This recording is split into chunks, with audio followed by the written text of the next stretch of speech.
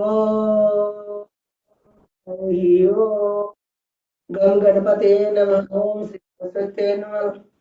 శ్రీ శ్రీ గురు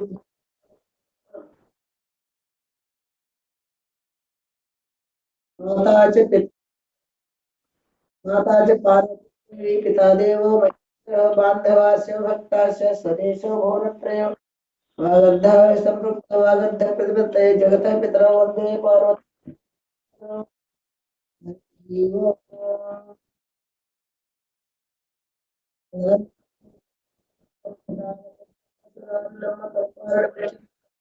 నన్నులో నమ్మల మనమ్మల నుండడమ్మ దుర్గా మా అమ్మ కృపాబ్ది మహత్వ కవిత్వ పటత్వ సంపదలు. హరి ఓం. శ్రీకృష్ణ ప్రార్థన సంయుక్తం పీతాంబర సుశోభితం అవాప్త తులసీ గంధం కృష్ణం వందే జగద్గురుం.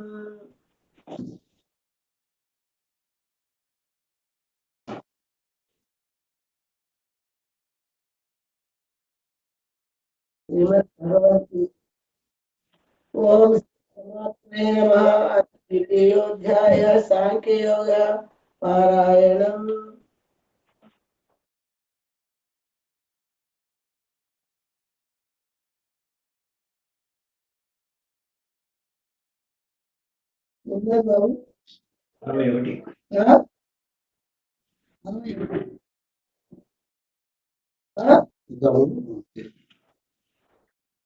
మార్చేయండి.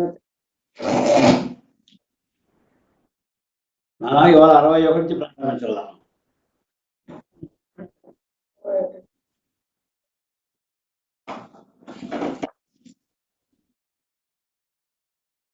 तानि सर्वाणि संयम्य युक्त आसीत मत्परः वसेहि यस्येन्द्रियाणि तस्य प्रज्ञा प्रतिष्ठिता. तानि सर्वाणि संयम्य युक्त आसीत मत्परः वसेहि यस्येन्द्रियाणि तस्य प्रज्ञा प्रतिष्ठिता. तानि सर्वाणि సంయమ్య. తాని సర్వాణి అంటే తన యొక్క సమస్తమైనటువంటి ఇంద్రియములను సంయమ్య అంటే నిగ్రహించి. ఎవరైతే తన యొక్క సమస్తమైనటువంటి అంటే అన్ని ఇంద్రియాలను నిగ్రహించి యుక్త చిత్తము పరమాత్మ యందే లగ్నము చేసిన వాడై అసీత మత్పర. చూడు, మత్పర అతీత మత్పర ధ్యానమునందు కూర్చుండును.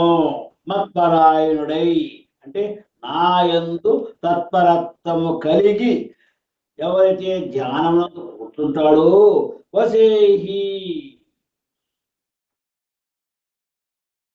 ఎవరికైతే వశమునందుండునో ఏమిటవి యస్యింద్రియాని అంటే ఎవరి యొక్క ఇంద్రియములు వశమునందుండునో తస్య అతని యొక్క ప్రజ్ఞ బుద్ధి ప్రతిష్టత స్థిరమైయుండును. ఇక్కడ ఒక చమత్కారం చూపించాడు కృష్ణుడు. ఒక సమస్యను తీసుకొస్తున్నాడు, మనల్ని సందిగ్ధంలో పడేస్తున్నాడు, దాని నివారణ చెబుతున్నాడు, మనకి శాంతిని కలిగిస్తున్నాడు.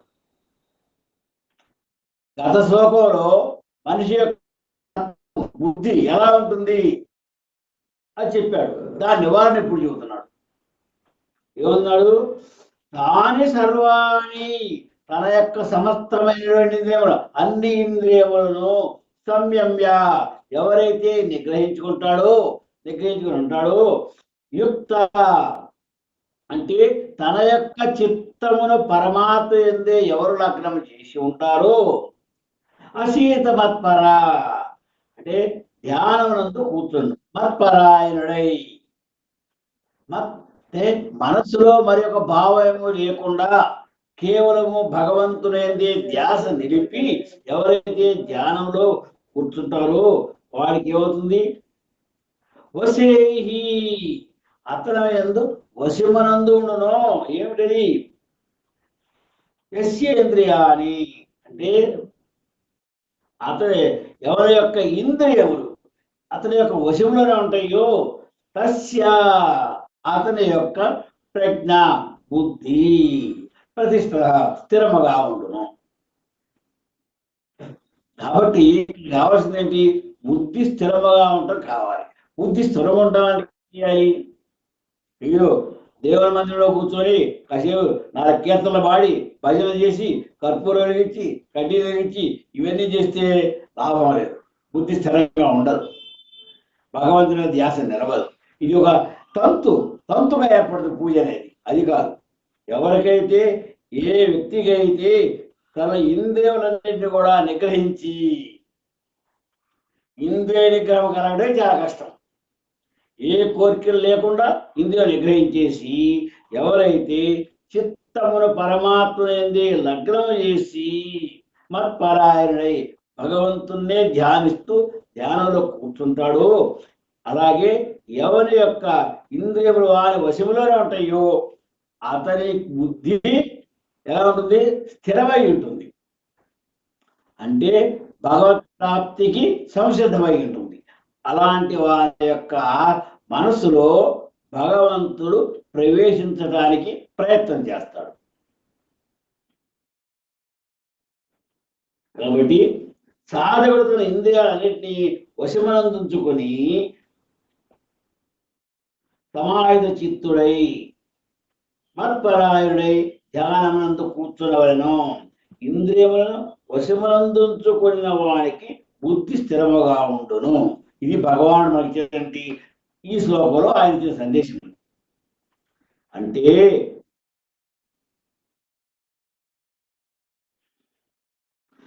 భగవంతుని యొక్క భక్తి స్వభావం లేనిది ఎవరిను ఇంద్రియమును జయించలేరు. ఇంద్రియాలను జయించాలి అంటే మన వల్ల కాదు. ఎప్పుడైతే మనలో భగవంతుని యొక్క భక్తి స్వభావం ఏర్పడుతుందో అప్పుడు ఇంద్రియాలను మనం జయించగలం. కాబట్టి ప్రధానమైనది భగవంతుని యొక్క భక్తి రస భావన మనలో ఏర్పడాలి. అది ఏర్పడినప్పుడు ఇంద్రియాలు మనం వశం చేసుకోగలుగుతాం అన్నమాట.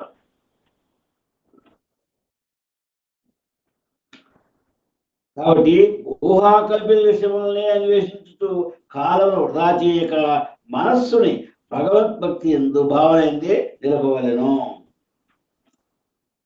ఇక్కడ సర్వాణి అన్నాడు చూడండి. తాని సర్వాణి అన్నాడు. సర్వాణి అంటే ఏ ఒక్క ఇంద్రియము కాదు, అన్ని ఇంద్రియాలని. ఏ ఒక్క ఇంద్రియాన్ని మనం వదిలేసినా కానీ అది మళ్ళీ వాటన్ని కూడగట్టుకుంటుంది. ఇంద్రియాలు మహాశక్తివంతమైనవి, మహాబలవంతమైనవి. కాబట్టి అక్కడ భగవాన్ ఏం చెప్పాడు? తాని సర్వాణి అన్నాడు. అన్ని ఇంద్రియములను ఏ ఒక్క ఇంద్రియాలను మనం ఉపేక్షించకూడదు. అన్ని ఇంద్రియాలని మన అదుపులో ఉంచుకోవాలన్నమాట.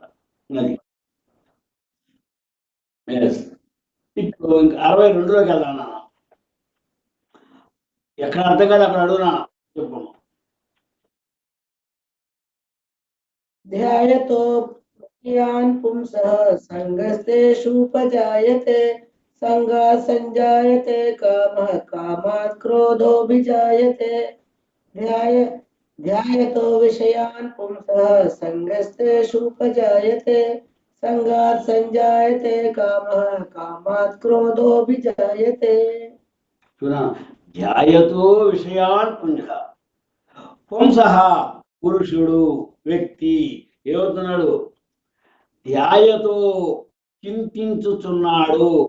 ఎట్లా ఆలోచన చేస్తున్నాడు? ఏమైనా ఆలోచన చేస్తున్నాడు?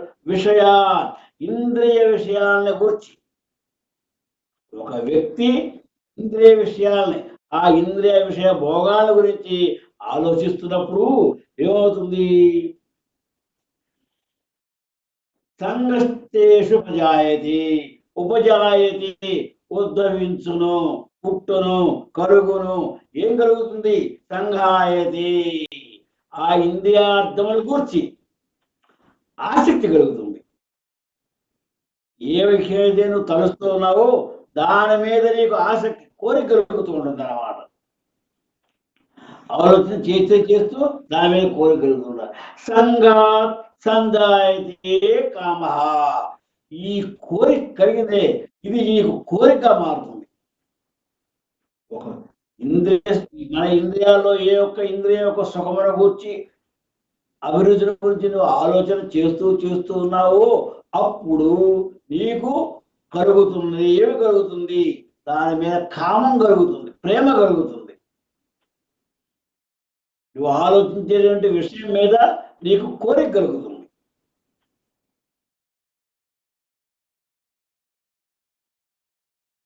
కామాత్ క్రోధో విషాయతి. ఈ కామం వలన ఏమవుతుంది? కామం నెరవేరిందనుకో, ఈ కోరిక నెరవేరిందనుకో సంతోషం, నెరవేరలేదనుకో దుఃఖం ఏర్పడుతుంది, బాధ ఏర్పడుతుంది. బాధతో నీకు కక్ష ఏర్పడుతుంది అన్నమాట. కాబట్టి విషయ చింతన చేయని పురుషులకు ఆ విషయమందు ఆసక్తి ఏర్పడును. ధ్యాయతో విషయాన్ సహా పురుషులకు, ఒక వ్యక్తికి అంటే మానవునికి ఏమవుతుంది? ధ్యాయతో ఏ విషయాన్ని గురించి నీవు ఆలోచన చేస్తున్నావో, చింతన చేస్తున్నావో, సంగస్తేషు జాయతే ఉపజాయతే ఏర్పడును, కలుగును. ఏమిటది? దాని మీద ఆసక్తి కలుగుతుంది, అనురాగం కలుగుతుంది. ఇది ఏమవుతుంది? సంగా సంజయితే కామ, అది కామానికి దారి తీస్తుంది. నీకది ఏర్పడినటువంటి ఆ బలమైనటువంటి అభిప్రాయం కామానికి, కోరిక దారి తీస్తుంది. ఒక కోరిక ఏర్పడుతుంది దాని మీద. కామాత్, ఆ కోరిక తీరలేదనుకో, తీరితే సంతోషం, తీరలేదనుకో ఏమవుతుంది? క్రోధో అభిజాయతి ఉద్భవించును, పుట్టును, కలుగును. ఏమిటిది? క్రోధము. మనకు అనుకున్న విషయం కాకపోతే, నెరవేరకపోతే మనకు వచ్చేది కోపం. కాబట్టి వాస్తవానికి మన ఇంద్రియాలకి ఎప్పుడు కూడా ఒక చక్కటి కార్యక్రమం కావాలి. ఇంద్రియాలు ఎప్పుడు ఖాళీగా ఉండవు, మనసు ఖాళీగా ఉండదు, ఎప్పుడు ఏదో కోరుతూనే ఉంటుంది. కోరికల యొక్క సంపుటి మనసు అంటే, కోరికల యొక్క సంపుటి. ఏమిటా కోరికలు? నీకున్నటువంటి ఇంద్రియాల కోరికలే తీర్చడం దాని పని మనసుకి. కాబట్టి మన యొక్క మనస్సుకి, ఇంద్రియాలకి ఎప్పుడు కూడా చక్కటి కార్యక్రమం అవసరం అన్నమాట. అయితే భక్తి యోగం ఉన్నవాడికి ఇంద్రియాలన్నీ వాడి వశంలో ఉంటాయి. తన యొక్క దృష్టి, కోరిక అంతా కూడా భగవంతుని మీద, భగవత్ ప్రాప్తి మీద. అది లేనివానికి, అలాంటి భక్తి భావన లేనివానికి ఇంద్రియాలు అనేకమైన కోరికలు తిరుగుతుంది. కాబట్టి అలాంటి వాడికి విషయ కోరికలే కలుగుతుంటాయి అన్నమాట, వాంఛలే కలుగుతూ ఉంటాయి అన్నమాట. ఈ విషయంలో బ్రహ్మాది దేవతలు కూడా మినహాయింపు కాదు. వారికైనా కూడా ఈ విషయ వాంఛలు వారి వెంటాడుతూనే ఉంటాయి. విశ్వామిత్రుడు గొప్ప తపశక్తి గలవాడు, యోగి, మహానుభావుడు. అతను తపస్సు చేస్తూ ఉన్నప్పుడు ఇంద్రుడు అతని తపస్సుని పరీక్షింపదలిచి, భంగవరుడుగా పరీక్షింపదలిచి అక్కడ మేనకను పంపాడు. ఇతడు చెలించిపోయాడు. విశ్వామిత్రుడు వాడు అంత నిష్టగలవాడు, చెలించిపోయాడు. తద్మూలంగా శకునులకు జన్మనిచ్చారు. కాబట్టి ఇందులో ఎలాంటి వారికి కూడా మినహాయింపు లేదు. ఎలాంటి వారినైనా కూడా ఇంద్రియ శక్తికి లోనులైపోతాడు అన్నమాట. కాబట్టి ఇంద్రియ శక్తుల్ని మనం భగవత్ ప్రాప్తితోనే లొంగ తీసుకోగలం.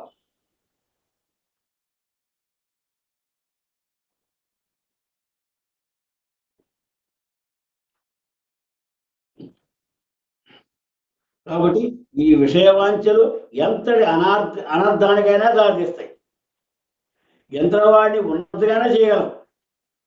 ఇది భగవత్ చింతనలో ఏర్పడినప్పుడు ఉన్నత స్థితికి వెళ్తాం, లేనప్పుడు పతనానికి వెళ్తాం.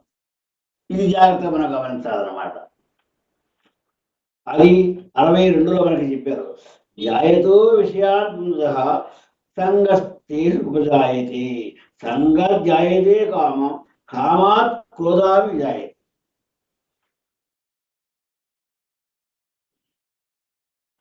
అంటే ఇక్కడ ఏముంది? ఆ యొక్క విషయవాంఛల వలన అది తీర్చుకోవాలంటే కామం ఏర్పడుతుంది. ఆ కోరిక నెరవేరినప్పుడు మనకు కోపం ఏర్పడుతుంది. అందరితో ఆగుతుందా? ఆగదు. చూడు 63లో ఏం చెబుతున్నాడు? క్రోధాత్ భవతి సమ్మోహః సమ్మోహాత్ స్మృతి విభ్రమః స్మృతి క్రోధాత్ భవతి సమ్మోహః సమ్మోహాత్ స్మృతి విభ్రమః స్మృతి భ్రంశాత్ బుద్ధినాశో బుద్ధినాశాత్ ప్రణశ్యతి క్రోధాత్ భవతి సమ్మోహః సమ్మోహాత్ స్మృతి విభ్రమః స్మృతి విభ్రమాత్ స్మృతి భ్రంశాత్ బుద్ధినాశో బుద్ధినాశాత్ ప్రణశ్యతి. చూడాల మనిషి యొక్క మనసులో ఏర్పడినటువంటి కోపం ఎందుకు ఏర్పడింది? తన యొక్క కామం, తన యొక్క వాంఛ తీరల, తన కోరిక తీరకపోవడం వల్ల కోపం వచ్చింది. ఆ కోపం దేనికి దారి తీస్తున్నది అది చెబుతున్నాడు. క్రోధోద్భవతి సమ్మోహ. ఈ క్రోధం వల్ల ఉత్పన్నమవుతుంది ఏమిటి? సమ్మోహ, అధిక మోహం ఏర్పడుతుంది. దానినే ఆ అధిక మోహాన్ని మనం వ్యామోహము అంటాం. ఇది కామం వల్ల క్రోధం వల్ల ఏమవుతుంది? నీకు అధిక మోహం ఏర్పడుతుంది, అంటే వ్యామోహం ఏర్పడుతుంది. క్రోధోద్భవతి సమ్మోహ. క్రోధం వలన ఉద్భవించును ఏమిటి? సమ్మోహము, అంటే వ్యామోహం ఏర్పడుతుంది. సమ్మోహ శృతి విభ్రమ. ఇది చూడు, ఇక్కడ సమ్మోహ, ఈ అమోహం వలన ఏమవుతుంది? శృతి విభ్రమ అంటే జ్ఞాపక శక్తిలో భ్రమ ఏర్పడుతుంది, సంక్షోభం ఏర్పడుతుంది అన్నమాట. ఏమే పనిచేసింది? చివరికి జ్ఞాపక శక్తి, మానవ యొక్క జ్ఞాపక శక్తి మీద ఒక భ్రమ ఏర్పడుతుంది, అంటే ఒక సంక్షోభం ఏర్పడుతుంది మనసులో.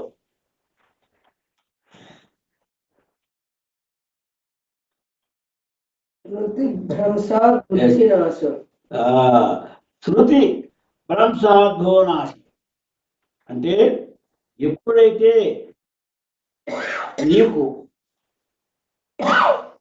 ఈ జ్ఞాపక శక్తి ఎంత భ్రమ ఏర్పడుతుందో దాని వలన తెలివి నశించిపోతుంది, దాని వలన తెలివి కూడా నశించిపోతుంది. తెలివి నశించిపోయి ఏమవుతుంది? బుద్ధి నాశ అంటే బుద్ధి బలము కూడా నశించిపోతుంది అన్నమాట. ప్రణయశక్తి అంటే ఆ పురుషుడు తన స్థితి నుండి పతనం అవుతాడు. ఎట్లా డౌన్ పోవాలి చూడన్న. కోరిక, ఆ కామం తీరకపోవడం మనకి క్రోధం ఏర్పడటం, క్రోధం నుండి మనకి ఉత్పన్నం అవుతుంది క్రోధోద్భవతి సమ్మోహ. క్రోధం వల్ల మనకి సమ్మోహం ఏర్పడుతుంది. మనాడు సమ్మోహితుడు ఏర్పడుతున్నాడు అంటే వ్యామోహం ఏర్పడుతుంది, అంటే అతనిలో ఉన్నటువంటి ఈ కోరిక ఇంకా ఇంకా బలపడుతుంది అన్నమాట. అది చివరికి వ్యామోహంగా పరిణామం చెందింది. నీకు ఏర్పడినటువంటి కామం నుంచి క్రోధం నుండి అధిక మోహం అంటేనే వ్యామోహం. కాబట్టి సమ్మోహాత్ శృతి విభ్రమ అన్నాడు. అంటే దీని వల్ల నీకేమవుతుంది? జ్ఞాపక శక్తి సంక్షోభ భ్రమ ఏర్పడుతుంది, అంటే అందులో నీకు సంక్షోభం ఏర్పడుతుంది, అలజడి ఏర్పడుతుంది మనసులో. దానివల్ల శృతి భ్రంశాత్ బుద్ధి అంటే ఈ స్మృతి భ్రమ వలన తెలివితేటలు నశించిపోతాయి. బుద్ధి నాశ, బుద్ధి బలం నశించిపోవడం వల్ల ఏమవుతుంది? ప్రణశ్యతి అంటే ఆ పురుషుడు తన స్థితి నుండి దిగజారుతాడు, అంటే పతనాన్ని అవుతాడు. కాబట్టి అట్టి క్రోధం వలన మోహము కలుగును, దాని ప్రభావం వలన శృతి చిన్నాభిన్నమగును, శృతి భ్రంశం వలన భ్రష్టమవడం వలన బుద్ధి అనగా గ్రహణ శక్తి నశించును. బుద్ధి నాశనం అవుట వల్ల మనుష్యుడు తన యొక్క స్థితి నుండి పతనమునందును. ఎస్, కాబట్టి విషయ చింతన వలనే వాటి యందు ఆసక్తి జనించును. మనం గ్రహించాల్సింది ఏంటన్నా, విషయ చింతన ఒక విషయం మీద ఆలోచన చేస్తూ ఉండబట్టి వాటి యందు మనకి ఆసక్తి కలుగుతుంది. ఆసక్తి బలపడి కోరిక అవుతుంది. ఆసక్తి బలపడి కోరిక అవుతుంది. ఆ కోరిక నెరవేరుతో సుఖం. అది ఆ కోరిక వివరమైతే దుఃఖం. ఈ దుఃఖము చివరికి క్రోధంగా మారుతుంది అన్నమాట. కాబట్టి కామం నుండి క్రోధము, క్రోధం వల్ల ఆవేశము, దాని వల్ల తను తాను మరచిపోవుట, ఆ పిమ్మట యుక్తాయుక్త విశేషము నశించుట సంభవించు. ఈ క్రమం, పతన క్రమం చూసేవాల్సిన ఎట్లా ఉందో నశిస్తున్నాం. ఈ స్థితిలో అలాంటి స్థితికి మానవుడు ఏర్పడినప్పుడు దాన్నే ఉన్మాద స్థితి అంటారన్నమాట. ఆ స్థితిలో అనరాని మాటలు మాట్లాడతాడు, చేయరాని పనులు చేస్తూ ఉంటాడు. వాటి ఫలితంగా మనుషుడు చెడిపోవును. ఇది మనకి అందరికీ చూస్తూనే ఉంటాం. మనం ప్రపంచంలో ఈ విధంగా జరుగుతున్న చాలా సంఘటనలు మనకి ఉదాహరణకు తెలుస్తూనే ఉంటాయి. కనుక ఇంద్రియ నిగ్రహంతో పాటు మనోధైర్యం కూడా పాటించవలను.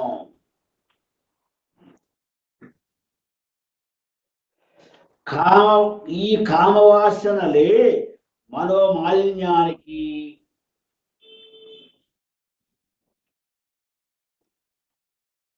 మనకున్నటువంటి ఈ కామవాసనలు, కామవాసన అంటే కామమైన కోరికలు, ఈ కోరికలే మనోమాలిన్యములు అన్నారు పెద్దలు. మనసుగా పట్టిన మాలిన్యం అదే, మనసుగా పట్టిన మురికి అది. ఎప్పుడైతే నీలో కామాచి ఉంటుందో అది మన మనసులో ఒక మాలిన్యం ఏర్పడుతున్నమాట. వీటికి కారణం ఏమిటి? విషయ సుఖ చింతనే దీనికి బీజం. మనలో ఒక విషయం మీద విషయ ఇంద్రియక విషయాలంటే ఇంద్రియ కోరికలు, వాటి మీద సుఖం. ఇంద్రియాలు ఇప్పుడు కూడా ఒక కోరిక కోరుకుని అందులో సుఖం ఏర్పడాలని చూస్తాయి. దానికోసమే మనసు తగ్గిస్తారు. ఇదే బీజం. మానవుడు చెడిపోవడానికి మనసులో ఏర్పడినటువంటి ఈ బీజమే కారణం అవుతుంది. ఏమిటది? విషయ చింతన, ఈ ఆలోచన. ఇంద్రియాలను సుఖపెట్టాలి అనే ఆలోచన సరు. ఇంద్రియాలు కోరుకుంటాయి, మంచి చెడు దానికి సంబంధం లేదు. ఇంద్రియాలకి మంచి చెడుతో సంబంధం ఉండదు. వస్తువు చూసింది, ఒక విషయం గ్రహించింది, అది నచ్చింది, దాన్ని పొందాలి, దాంతో సుఖపడాలి అనే కోరిక ఏర్పడుతుంది. అది విషయ చింతన అంటే. ఇది మంచిదా చెడుదా ఫలితం, దాని యొక్క ఫలితం తర్వాత అనుభవించిన తర్వాత ఏర్పడేది ఇది. కానీ అనుభవించక ముందు దాని మీద కోరిక ఏర్పడుతుంది, అది బలం అవుతుంది. అది బలమైనప్పుడు వ్యామోహంగా మారుతుంది, దాన్ని తీసుకోవడానికి ప్రయత్నం చేస్తుంది. దానిలో నీకు అది ప్రవేశిస్తుంది, అంటే జ్ఞాపక శక్తి కూడా నశించిపోతుంది అన్నమాట. అంత ఉన్మాదిగా తయారయ్యి అనరాని మాటలు అంటావు, దాని గురించి చేయరాని పనులు చేస్తూనే ఉంటావు. కాబట్టి వాటి ఫలితంగా మానవుడు పతనం అవుతున్నాడు. అయితే ఏ వ్యక్తి అయితే భగవంతుని భక్తి ఉన్న వ్యక్తి ప్రతిదాన్ని భగవత్ సేవలోనే వినియోగించడానికి ప్రయత్నం చేస్తాడు. కాబట్టి మన చింతన ఎప్పుడు కూడా విషయ చింతన, విషయభోగ చింతన వైపు ఉండకూడదు, దైవ చింతన ఉండాలి. ఎప్పుడైతే మానవుడు సర్వదా దైవ చింతనలో ఉంటాడో అతనికి ఈ మతి భ్రమణం ఉండదు, ఈ కోరికలు ఉంటుంది. అది అన్నమాట. అది 63 అర్థమైందానా? మనకి 60 దగ్గర నుంచి చాలా ఇంపార్టెంట్. మనిషి యొక్క ప్రవర్తన ఎలా ఉన్నత స్థితికి వెళ్తాడు, ఎలా పతనం అవుతాడు, భగవంతుడు స్పష్టంగా అర్థాలు చూపించి తెలియజేస్తున్నాడు. అన్నిటికీ కారణం ఏమిటి? విషయ చింతనలే కారణం. ఎప్పుడైతే ఆ విషయ చింతనను మనం ఒక ప్రక్కగా నెట్టేసి దైవ చింతనలో మనసును ఏర్పాటు చేస్తామో, మన అవయవ ఇంద్రియాలన్నీ కూడా దైవ చింతనగా మరచగలుగుతామో వాడు ధన్యుడు, వాడు శాంతమూర్తి అవుతాడు. అది 64. రాగద్వేష వియుక్తైస్తు విషయానింద్రియైశ్చరన్ ఆత్మవశ్వైర్విధేయాత్మ ప్రసాదాభిమధిగచ్చతి. రాగద్వేష వియుక్తైస్తు విషయానింద్రియైశ్చరన్ ఆత్మవశ్యైర్విధేయాత్మ ప్రసాదాభిమధిగచ్చతి. ఇంకా ఇంకా నిగూఢమైన విషయాన్ని చెబుతున్నాడు. ఎట్లాగూ రాగద్వేష విముక్తుడు. రాగము ఆసక్తి ద్వేషము వీటిలోంచి విముక్తులు అయినప్పటికీ, రాగము ద్వేషము నుంచి విముక్తులు చాలా కష్టం. ఒకవేళ విముక్తులు అయినప్పటికీ ఇంకేమంటున్నాడు, విషయానింద్రియాశ్రయం. కాబట్టి ఇంద్రియార్థములను ఇంద్రియముల చేత అనుభవించుతున్నప్పటికీ, ఇంద్రియాల యొక్క కోరికలను ఆ ఇంద్రియముల చేత అనుభవించుతున్నప్పటికీ ఏమంటున్నాడు, ఆత్మ వశైర్విధో ఆత్మ అంటే తన వశములో ఉన్నటువంటి అంతఃకరణమును అదుపులో ఉంచుకునే సాధకులకు, అంటే తన యొక్క అంతరాత్మను అంతఃకరణమును తన యొక్క వశములో ఉంచుకుంటే అతనికి ప్రసాదం అధిగచ్చతి, అంటే భగవంతుని యొక్క అనుగ్రహం పొందగలడు. ఇంతవరకు చెప్పే శ్లోకాలు ఏంటి? నిన్ను నీవు అదుపులో ఉంచుకో,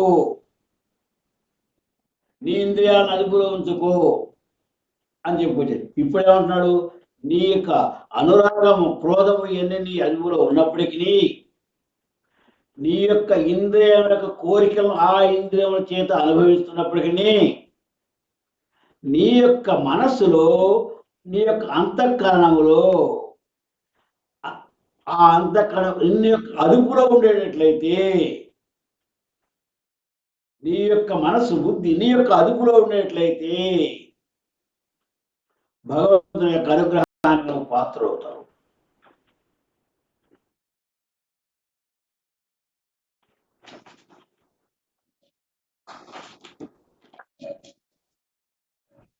కాబట్టి ఏం చెప్పారన్నా, అంతఃకరణను వశమునందుకున్న సాధకుడు రాగద్వేష రహితుడై ఇంద్రియముల ద్వారా విషయములను గ్రహించుతున్నను మనశ్శాంతిని పొందును అన్నాడు ఆయన. అంటే మనస్సుని ఇంద్రియాలని స్వాధీనంలో ఉంచుకుని ఇష్టానిష్టములను వదలి యాదృచ్ఛముగా లభించిన దానిని అనుభవించచ్చు. చూడయ్య, మనస్సుని ఇంద్రియాలని స్వాధీనంలో ఉంచుకున్న మానవుడు ఈ ఇంద్రియ ఇష్టానిష్టాలను వదలి, ఏ విషయం మీద ఇష్టము లేదు అయిష్టం లేదు అంటే స్వభావం ఏర్పడింది, అలాంటి వాడు యాదృచ్ఛముగా తనకు లభించిన దాన్ని అనుభవించవచ్చు. అనుకోకుండా ప్రాప్తించిన దాన్ని తాను అనుభవిస్తున్నాడు. అలాంటి వానికి మనశ్శాంతికి భంగం ఉండదు అంటున్నాడు అన్నమాట.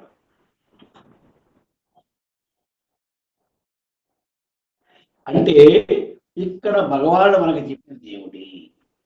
దేహం అనేది ఒక రథము. బాగా గుర్తుపెట్టుకోవాలి, మన దేహం అనేది ఒక రథం లాంటిది. అందులో అధిష్ఠించినటువంటి రథికుడు ఎవరు? ఆత్మ. రథం, మన యొక్క దేహం రథం. అందులో రథికుడు కూర్చున్నవాడు ఎవరు కూర్చున్నారు? ఆత్మ కూర్చున్నారు. ఈ తత్వం బాగా గ్రహించాలి. మన యొక్క దేహం అన్న మానవుని యొక్క దేహం ఒక రథం లాంటిది. ఆ రథంలో కూర్చున్న రథికుడు, లోపల కూర్చున్నవాడు ఎవరు? ఆత్మ. ఆ రథానికి సారథి ఎవరు? బుద్ధే సారథి. గుర్రములు, ఇంద్రియములు గుర్రములు. మానవ యొక్క దేహం రథము, రథములో కూర్చున్న రథికుడు భగవంతుని ఆత్మ. దీనికి సారథి బుద్ధి బుద్ధి రథసారథి, నడిపేవాడు. నడిపేవారు సారథి అంటారు, అది మన బుద్ధి. గుర్రములు ఇంద్రియాలు, గుర్రములు మన ఇంద్రియాలే. మనస్సు కళ్యాణం. రథానికి కావాల్సింది ఏమిటి? గుర్రాలు కావాలి, గుర్రాలు పట్టుకోవడానికి కళ్యాణం కావాలి. మన యొక్క ఇంద్రియాలే అశ్వములు అంటే గుర్రం, కళ్యాణము మన యొక్క మనస్సే కళ్యాణం. కాబట్టి అన్ని సిద్ధమైంది. సారథి గనక వివేకవంతుడైతే, తెలివి గలవాడైతే, బుద్ధి గలవాడైతే కళ్యాణం బిగించి గుర్రములను తన ఇష్టం వచ్చినట్లుగా నడుపుతాడు. బాగా గ్రహించాలి. సారథి ఉన్నడు, సారథి తెలివిగలవాడు, జ్ఞానవంతుడు అయితే ఏమవుతాడు? ఈ పగ్గాలను జాగ్రత్తగా పట్టుకొని గుర్రాలని తన ఇష్టం వచ్చినట్లుగా నడుపుతాడు. ఏ దిశకి వెళ్ళాలో ఆ దిశకి నడుపుతాడు పగ్గాలు బిగబట్టి. మీరు బాగా చూడండి, భగవద్గీత పుస్తకం మీద ఆ చిత్రం ఉంటుంది.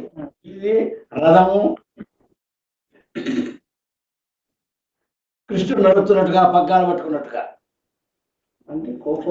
ఇక్కడ సారథి ఎవరు? రథసారథి కృష్ణుడు చూపించారు. అట్లాగే మనకి ఈ వ్యక్తికి ఈ దేహం రథమైనప్పుడు లోపల ఉన్నటువంటి మనస్సు కళ్యాణం. అతని యొక్క ఇంద్రియములన్నీ కూడా అశ్వాలు. బుద్ధి సారథి. ఈ సారథి తెలియగలవాడైతే, వివేకవంతుడైతే అతను ఏం చేస్తుంటారయ్యా? కళ్యాణాన్ని బిగించి గుర్రంలో తన ఇష్టం వచ్చినట్లుగా నడుపుతాడు. తన ఇష్టం వచ్చినట్టుగా అంటే దైవం వైపు తీసుకెళ్తాడు. అది కానీ అతడు ఈ సారథి కనుక అవివేక అయితే, జ్ఞాన శూన్యుడైతే అప్పుడు కళ్యాణం వదిలేస్తాడు, గుర్రాల వాటిస్తుంటే ప్రయాణం చేస్తాడు.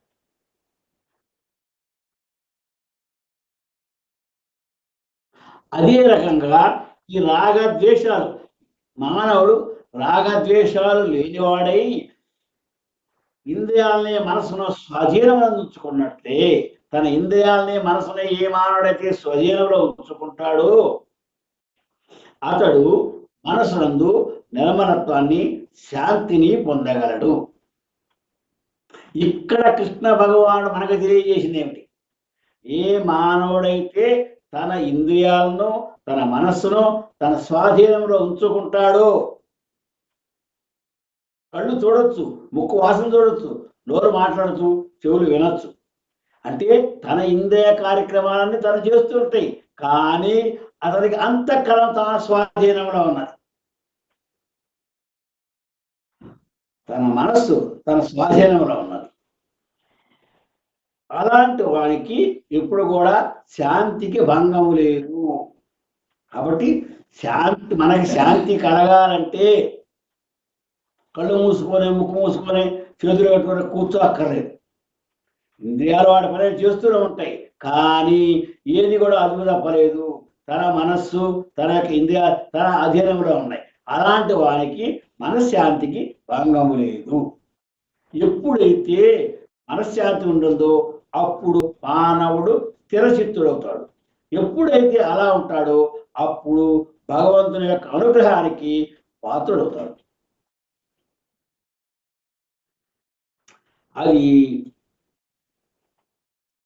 ఈ శ్లోకంలో మనకి చెప్పుకొచ్చారు.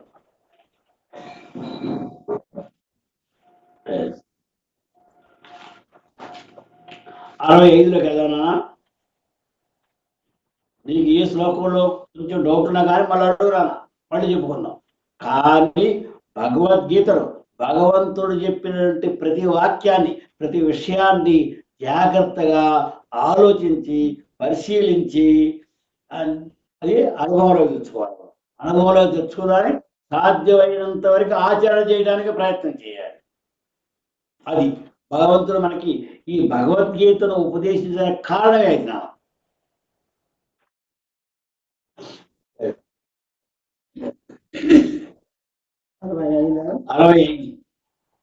ప్రసాదే సర్వ దుఃఖానాం హానిరస్యోపజాయతే ప్రసన్న చేతసో హ్యాసు బుద్ధి పర్యవతిష్ఠతే. विवतिष्ठते प्रसादे सर्वदुःखानां हानिरस्योपजायते प्रसन्नचेतसो ह्यासु बुद्धिः पर्यवतिष्ठते. ప్రసాది అంటే ఇక్కడ దైవ అనుగ్రహం, ఎవరికైతే దైవ అనుగ్రహము కలుగుతుందో అంటే భగవంతుని అనుగ్రహం ఎవరైతే పొందగలుగుతారో వారికి ఏమవుతుంది, సర్వ దుఃఖాన భౌతిక పరమైన అన్ని దుఃఖములు అని హర్షో ఉపజాయితే అంటే అతనికి అన్ని కష్టములు అన్ని దుఃఖముల నుండి ఉపజాయితే ఉపశాంతిని పొందగలడు. ఇంకేమిటి ఇంకా ప్రసన్న చేతను, ప్రసన్న చేతను అంటే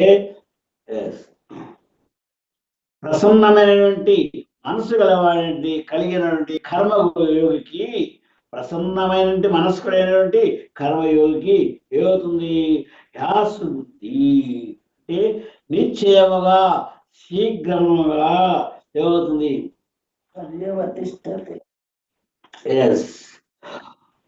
పర్యవతిష్ఠతే అంటే పరమాత్మ ఏంది పూర్తిగా స్థిరమగును.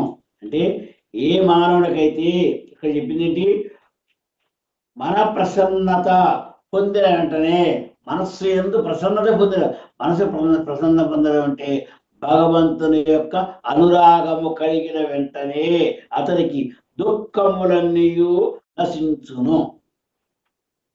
నీవు ఎప్పుడైతే పై విధంగా వారు భగవంతుడు మనకు ఉపదేశించినట్లుగా మనం ఆచరిస్తామో, మనోనిగ్రహము ఇంద్రియ నిగ్రహం పాటించగలుగుతామో అప్పుడు భగవత్ ప్రాప్తి కలుగుతుంది మనకి. అంటే భగవంతుని యొక్క అనుగ్రహం కలుగుతుంది. ఏ మానవుడికైతే భగవంతుని యొక్క అనుగ్రహం కలుగుతుందో అతనికి అన్ని రకములైన దుఃఖములన్నీ కూడా నశించిపోవును. అంటే దాని అర్థం విన్నానా, ఎవరికైతే మనకి భగవత్ ప్రాప్తి కలిగితే దుఃఖములు ఉండవు.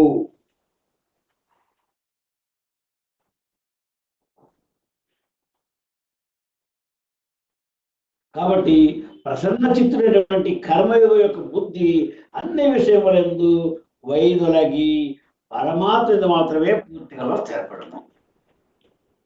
కాబట్టి అలాంటి కర్మయోగికి అన్ని విషయాల నుండి విముక్తి ఏర్పడుతుంది. ఏ విషయం కూడా ఆయన దగ్గర రాదు.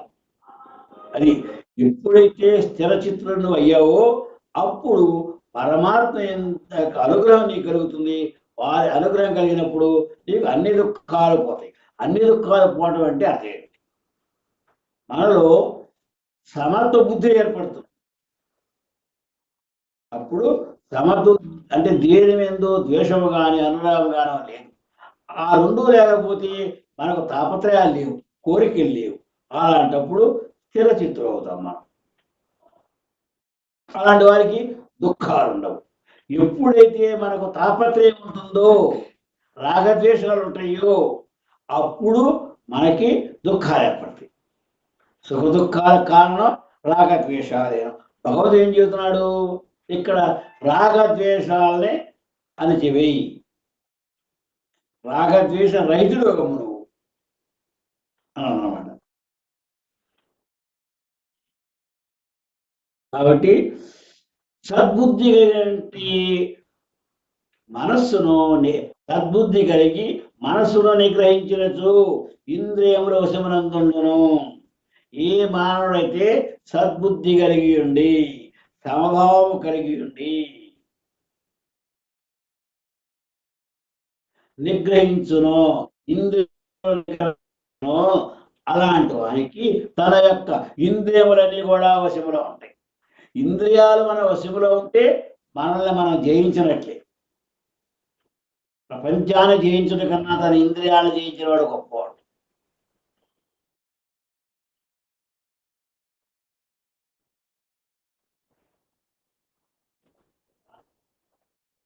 కాబట్టి మన యొక్క బుద్ధి దుష్టమైన చెడ్డ బుద్ధి అయితే కామవాసములు పూర్తమై మనోనిగ్రహం లేక ఇంద్రియములు స్వేచ్ఛగా వ్యవహారము చేయును.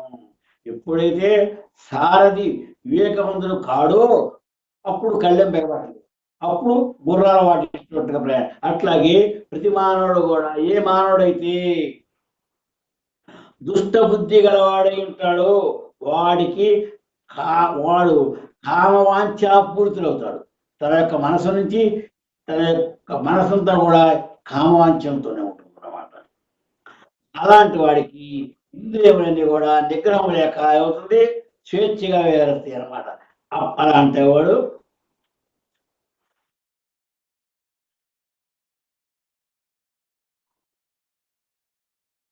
అలాంటి వానికి చిత్తశుద్ధి, ఇంద్రియ నిగ్రహం రెండూ కూడా చాంచల్యం కలిగినవి అవుతుంది, అతడు పత్రాన్ని చెందుతాడు. కాబట్టి ప్రతి వ్యక్తి కూడా దుఃఖ సాహిత్యమును అనంత ప్రాప్తిని, కానీ తన చిత్తమందరి విషయ వాసనలు వాటి మాలిన్యాలను తొలగించి దాన్ని నిర్మలంగా ఉంచవలను. మనం కోరికలన్నీ కూడా విరవేప చేసుకొని మన మనస్సుని నిర్మలంగా పెట్టుకోవాలి. ఎలాంటి మాలిన్యము, మనస్సుకు మాలిన్యం అనేది విషయ చింతనలే అవి లేకుండా చేసుకోవాలి.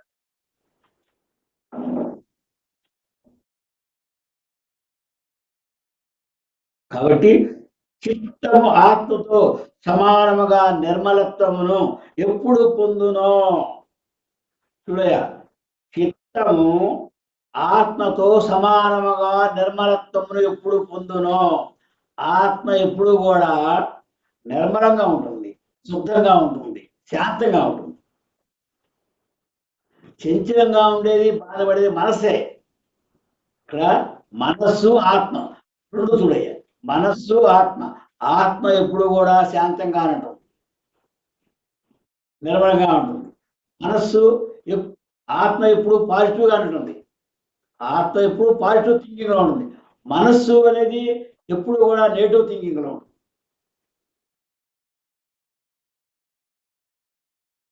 మన తెలుగులో సామెత ఉంది, కీడొచ్చి మేలొచ్చు అంటారు, మేలొచ్చి కీడొచ్చు అంటారు. సాగుతుంది కీడింది అంటే మనసు ఎప్పుడు కూడా కీడునే శంకిస్తూ ఉంటారు,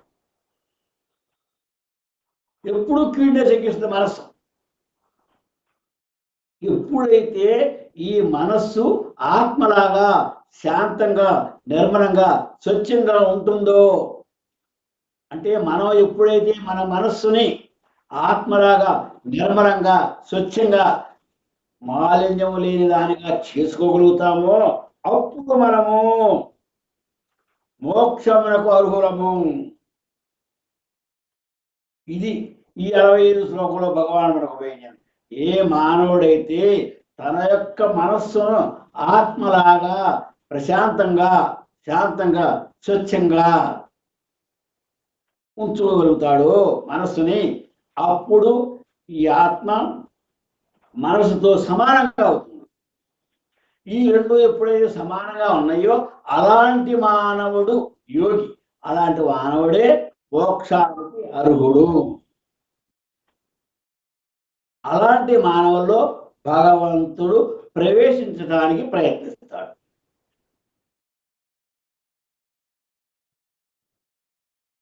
మిగతా చెప్పుకున్నాను నాన్న 65కి.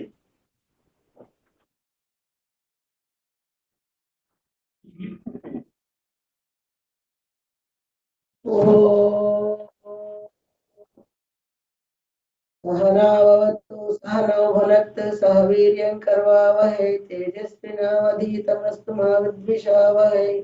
ओम शांति शांति शांति।